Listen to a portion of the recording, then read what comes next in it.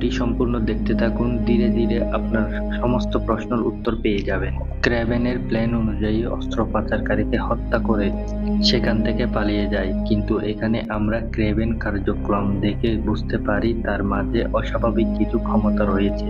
মানে যেরকম ক্ষমতা একজন সুপার পাওয়ারের কাছে থাকা উচিত, কিন্তু এখানে প্রশ্ন হলো ক্রেভেনের কাছে এরকম ক্ষমতা কিভাবে আসলো, যেটা জানতে হলে আমাদের ফিরে যেতে হবে 16 বছর পিছনে, যেখানে আমরা দেখতে পাই ক্রেভেন আর তার ছোট ভাই দেমিত্রি হোস্টেল থেকে পড়াশোনা করে হঠাৎ করে তার বাবা নিকোলো তাদেরকে হোস্টেল থেকে নিয়ে যাওয়ার জন্য আসে।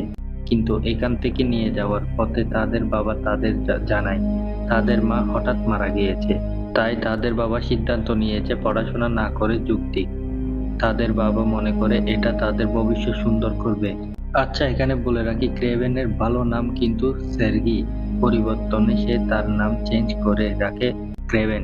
তাই আমি ভিডিওতে ক্রেভেন বলে অবহিত করব।